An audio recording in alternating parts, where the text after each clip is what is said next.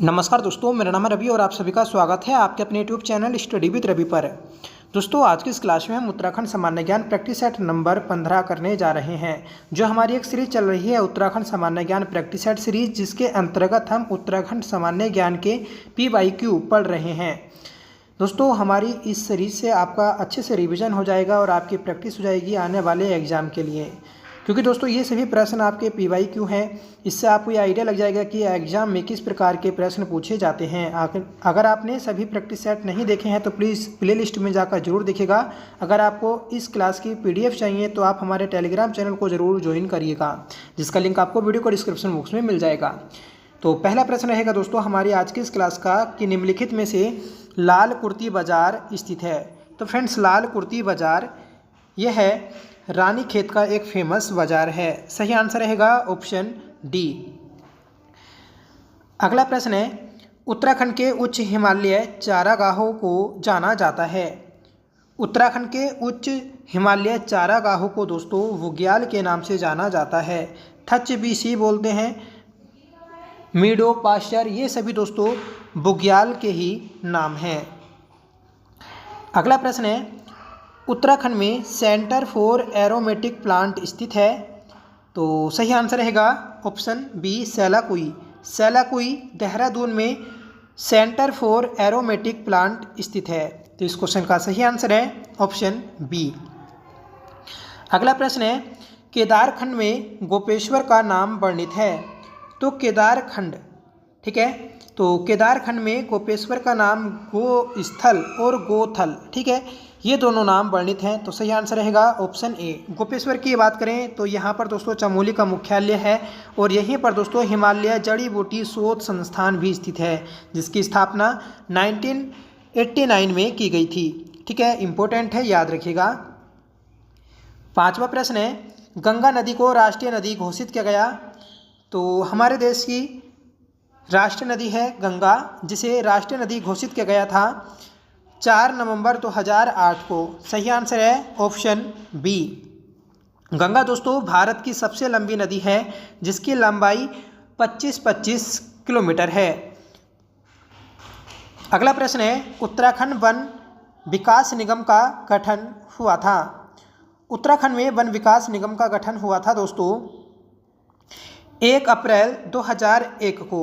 सही आंसर रहेगा option A. ठीक है, तो इम्पोर्टेंट है कि 1 अप्रैल 2001 को उत्तराखंड में वन विकास निगम का गठन हुआ था, जिसका मुख्यालय दोस्तों नरेंद्र नगर टिहरी में स्थित है। नरेंद्र नगर को दोस्तों उत्तराखंड का चेरापूंजी भी बोला जाता है, क्योंकि यही क्षेत्र में सर्वाधिक वर्षा दर्ज की गई थी।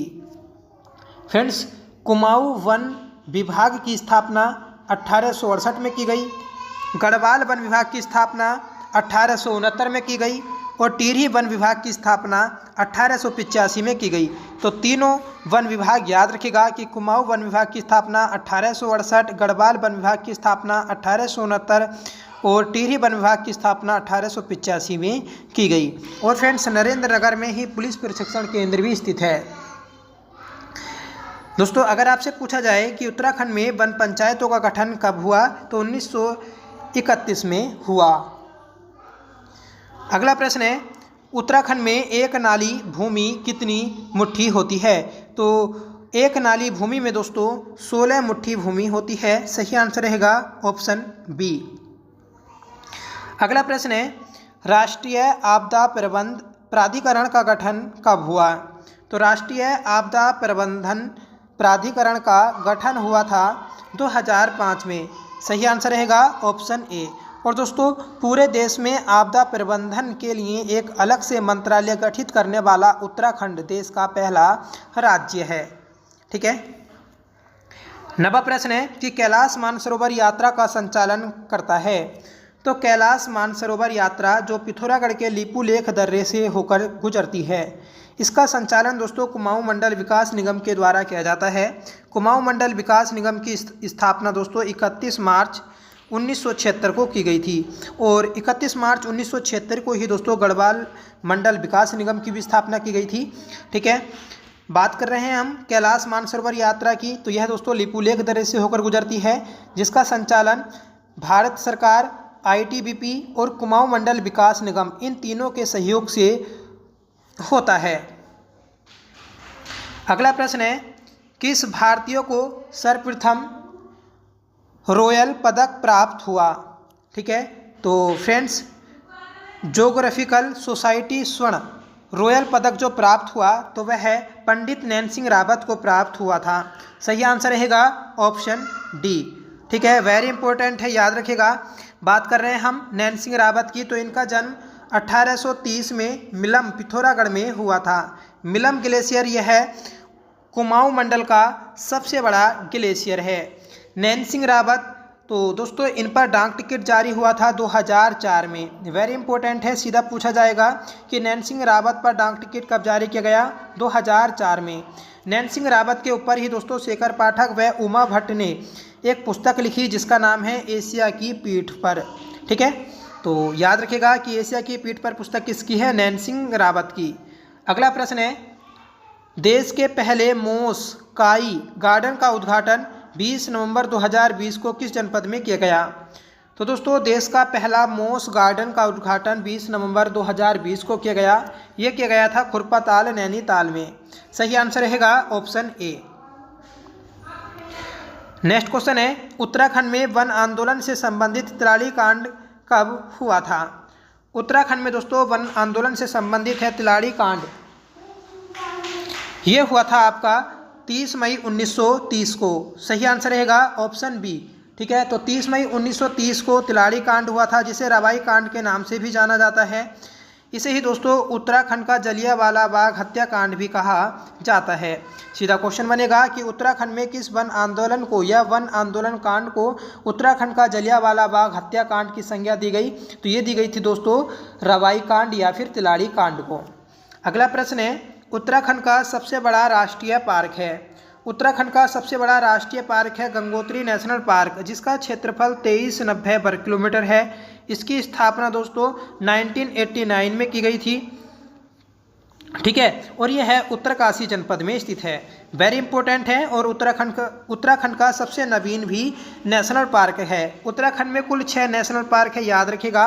पहला नेशनल पार्क है कॉर्बेट नेशनल पार्क। ये दोस्तों सिर्फ उत्तराखंड नहीं, पूरे भारत और पूरे एशिया का पहला नेशनल पार्क है, जिसकी स्थापना 1936 में की गई थी, और यह नैनीताल और पौड़ी गढ़वाल जनपद में स्थित है, जिसका क्षेत्रफल 520 वर्ग किलोमीटर लगभग है। निम्नलिखित में से अनासक्ति आश्रम किस जिले में स्थित है?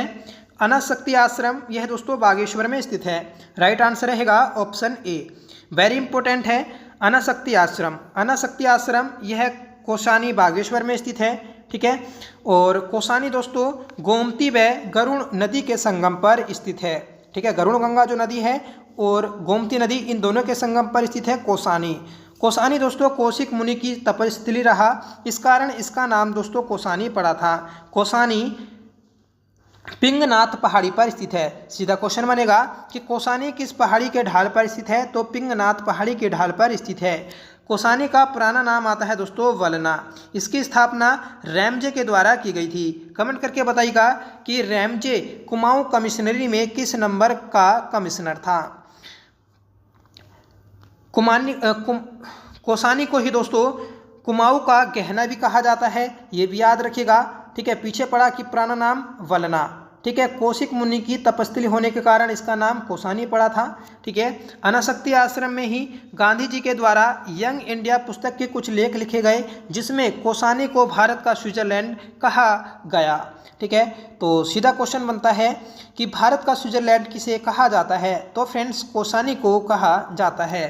कोसानी में ही गांधी जी की शिष्या थी सरला बहन, और सरला बहन के द्वारा लक्ष्मी आश्रम की स्थापना की गई थी 1941 में। तो 1941 में लक्ष्मी आश्रम की स्थापना की सरला बहन ने।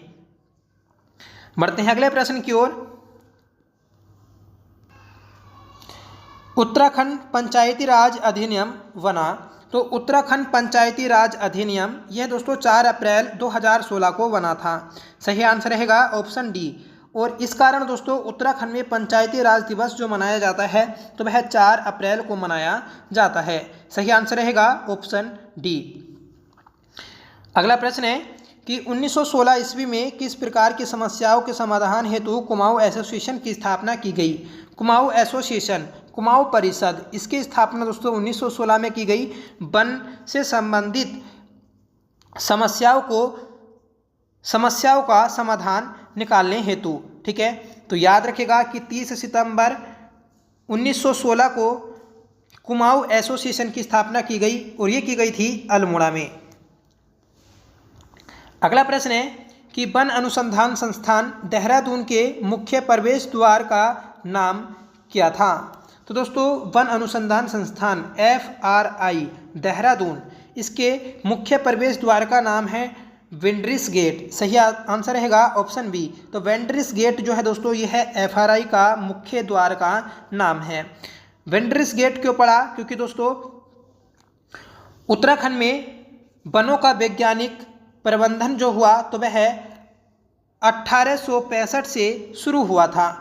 ठीक है, और ये जो शुरू हुआ था तो एक जर्मन वैज्ञानिक थे डिट्रिच वेंड्रिस, इन्हीं के द्वारा शुरू किया गया था और इन्हें ही दोस्तों भारत का पहला वन महानिरीक्षक भी नियुक्त किया गया।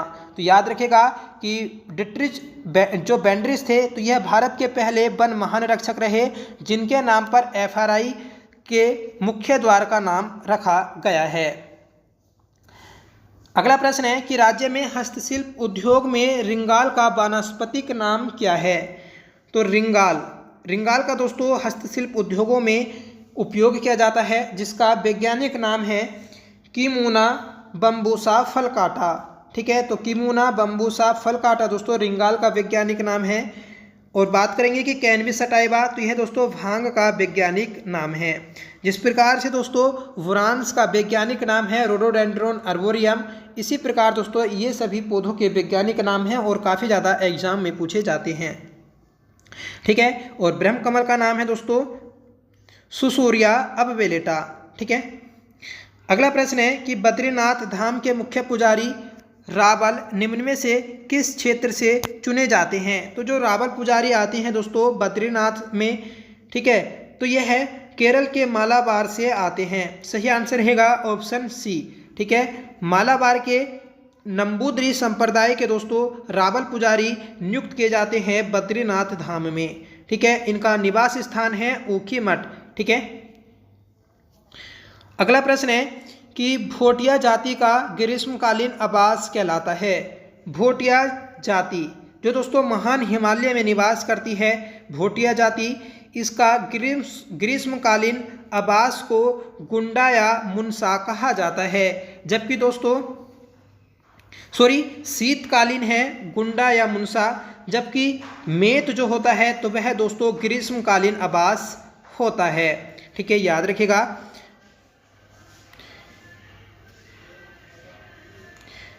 महान हिमालय को भोटियों का निवास स्थान कहा जाता है। शुरू में ही आपको बताया भोटियों का ग्रीष्मकालीन आवास मेत होता है। ठीक है, शीतकालीन गुंडा या मुनसा होता है। ठीक है, उत्तरकाशी में रहने वाले जाड़ भोटिया ये दोस्तों अपने आप को जनक के वंशज मानते हैं। जाड़ भोटिया दोस्तों बौद्ध धर्म को मानते हैं। उत्तराखंड में जितने भी दोस्तों जनजातीय समुदाय हैं, ठीक है, तो वह सभी हिंदू धर्म को मानते हैं। सिर्फ जाड़ भोटिया यह हिंदू धर्म को बौद्ध धर्म को मानने वाला एक जनजातीय समुदाय है। ठीक है, और यह दोस्तों भोटियों का ही एक प्रकार है। जाड़ भोटियों की बोलचाल की भाषा दोस्तों रोम्बा है। सीधा क्वेश्चन बनेगा कि जाड़ भोटियों की भाषा कौन सी है, तो रोम्बा। अगला प्रश्न है गढ़वाल राइफल का युद्ध से संबंधित जय घोष है। गढ़वाल राइफल का युद्ध से संबंधित जय घोष दोस्तों जय बद्री विशाल है। राइट आंसर रहेगा ऑप्शन सी। गढ़वाल राइफल की बात करेंगे तो इसकी स्थापना दोस्तों अल्मोड़ा में की गई थी 5 मई 1887 में, और फिर दोस्तों इसका मुख्यालय लाया गया था पौड़ी गढ़वाल 4 नवंबर 1887 में। ठीक है, तो 5 मई 1887 को इसकी स्थापना हुई थी अल्मोड़ा में, और पौड़ी गढ़वाल दोस्तों इसे लाया गया 4 नवंबर 1887 में। नेक्स्ट क्वेश्चन रहेगा कि गढ़वाल का हातिम ताई कहा जाता है। गढ़वाल का हातिम ताई, यह दोस्तों कुंवर सिंह नेगी को कहा जाता है। सही आंसर है ऑप्शन ए, वेरी इंपॉर्टेंट है, गढ़वाल का हातिम ताई। ठीक है, इनका जो जन्म हुआ था तो दोस्तों 1927 में आयाल गांव पोड़ी में हुआ था। इनका उपनाम गढ़वाल का हातिम ताई जो हमने पढ़ा। ठीक है, इन्होंने दोस्तों एक महत्वपूर्ण भूमिका निभाई है नेत्रहीनों के लिए ब्रेल लिपि के विकास में। ठीक है, और 60 वर्षों तक दोस्तों इन्होंने इसमें अपना योगदान दिया। कुंवर सिंह नेगी को 1981 में पद्मश्री और 1990 में पद्म विभूषण पुरस्कार से भी सम्मानित किया जा चुका है। ठीक है, ये भी आप याद रखिएगा कि कुंवर सिंह नेगी जो है इनका संबंध जो है पौड़ी गढ़वाल से है। अगला प्रश्न है कि निम्न में से लामड़ गीत संबंधित है। तो जो लामड़ गीत होते हैं तो यह दोस्तों प्रेम गीत होते हैं। सही आंसर रहेगा ऑप्शन सी। ठीक है, बात करेंगे कुछ दोस्तों हम प्रेम गीत की, तो झुमोलो, चोफला, छपेली, छोपती, ये सभी जो दोस्तों हैं गीत, ये आपके प्रेम प्रणय गीत हैं। 24वां प्रश्न है कि नैनीताल में सबसे बड़ा भूस्खलन हुआ था। नैनीताल में दोस्तों सबसे बड़ा भूस्खलन हुआ था 18 सितंबर 1880 में, और नैनीताल झील के किनारे स्थित नैना देवी मंदिर यह दोस्तों ध्वस्त हो गया था। ठीक है, तो याद रखिएगा कि नैनीताल का सबसे बड़ा भूस्खलन हुआ था 8 सितंबर 1880 ईस्वी में। अगला प्रश्न है कि रावण की तपस्थली बैरास कुंड स्थित है। रावण की तपस्थली है दोस्तों बैरास कुंड, यह आपकी चमोली जिले में स्थित है। केदारनाथ पुनर्निर्माण का कार्य नेहरू पर्वतारोहण संस्थान को आधिकारिक तौर पर कब सौंपा गया? तो ये सौंपा गया था 11 मार्च 2014 को। सही आंसर है ऑप्शन बी। जो दोस्तों केदारनाथ आपदा आई थी 16-17 जून 2013 में। ठीक है, तो इस आपदा के बाद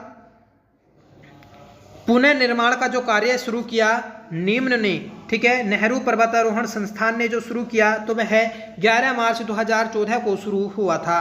ठीक है, और बात करेंगे हम कि जो केदारनाथ आपदा आई थी तो एक चोराबाड़ी ग्लेशियर है रुद्रप्रयाग में, और इसी के तलहटी में स्थित है चोराबाड़ी ताल। इस चोराबाड़ी ताल से दोस्तों मंदाकिनी नदी का उद्गम होता है, और जो चोराबाड़ी ताल होता है दोस्तों इसमें ग्लेशियर टूटने के कारण, ठीक है, मंदाकिनी नदी में बाढ़ आ जाती है, और इस बाढ़ के कारण दोस्तों पूरा केदारनाथ ध्वस्त हो जाता है। याद रखिएगा। ठीक है, इस वर्ष को दोस्तों आपदा का काल भी कहा जाता है। अगला प्रश्न रहेगा हमारा कि एकीकृत औद्योगिक नीति 2008 ईस्वी के अंतर्गत उत्तरकाशी जनपद को किस श्रेणी में रखा गया? तो ये रखा गया है दोस्तों ए श्रेणी में। ठीक है, सही आंसर है ऑप्शन सी। अगला प्रश्न है कि उत्तरांचल उत्तराखंड राज्य गठन के बाद अंतरिम विधानसभा के कुल सदस्यों की संख्या कितनी थी? जब दोस्तों 9 नवंबर 2000 को उत्तराखंड बना, ठीक है, तो अंतरिम विधानसभा का गठन किया गया था 9 नवंबर 2009 को ही। ठीक है, तो इसमें कुल 30 सदस्य शामिल थे। ये 30 सदस्य थे दोस्तों आपके 22 सदस्य विधानसभा के और 8 सदस्य विधान परिषद के। ठीक है, तो याद रखेगा इस क्वेश्चन का सही आंसर है ऑप्शन बी। अगला प्रश्न है निम्नलिखित में से उत्तराखंड के सूक्ष्म लघु और मध्यम उद्योग का शीर्ष निकाय कौन सा है? तो ये है दोस्तों इंडस्ट्रीज एसोसिएशन ऑफ उत्तराखंड। सही आंसर है ऑप्शन सी। ठीक है, तो राइट आंसर है ऑप्शन सी, याद रखेगा। तो ये थे दोस्तों आज के हमारे सभी महत्वपूर्ण प्रश्न। आई होप आपको ये प्रैक्टिस सेट पसंद आया होगा। ठीक है, और इस प्रैक्टिस सेट के माध्यम से दोस्तों आपका रिवीजन हुआ होगा, कुछ नया सीखने को मिला होगा, और जो हमारे नए दोस्त हैं तो उन्हें दोस्तों बहुत कुछ सीखने को मिलेगा हमारी इस सीरीज के माध्यम से। तो प्लीज़ हमारी इस सीरीज से ज़रूर जुड़िएगा। ठीक है, डेली प्रैक्टिस सेट कराया जाता है आपको, तो आप रोज़ शाम 6-7 बजे के मध्य आप इस प्रैक्टिस सेट को देख सकते हैं। आज का आपका होमवर्क रहेगा जिसका आंसर आपको कमेंट करके बताना है कि गंगा नदी को राष्ट्रीय नदी घोषित किया गया। 4 ऑप्शन हैं, आपको सही आंसर कमेंट करके बताना होगा। एक क्वेश्चन और है दोस्तों होमवर्क के लिए कि निम्नलिखित में से अनासक्ति आश्रम किस जिले में स्थित है? तो अनासक्ति आश्रम किस जिले में है, कमेंट करके आप बताना है। ठीक है, और साथ में बताइएगा कि आपको ये क्लास कैसी लगी। आई होप आपको पसंद आई होगी। ठीक है, अगर आपको पसंद आई हो तो प्लीज़ इसे लाइक करिएगा, दोस्तों में शेयर करिएगा। हमारे चैनल पर दोस्तों आप पहली बार विजिट कर रहे हैं तो प्लीज़ चैनल को सब्सक्राइब जरूर कर लीजिएगा। तो मिलते हैं अगले प्रैक्टिस सेट के साथ, तब तक के लिए bye. Thank you so much for watching. जय हिंद।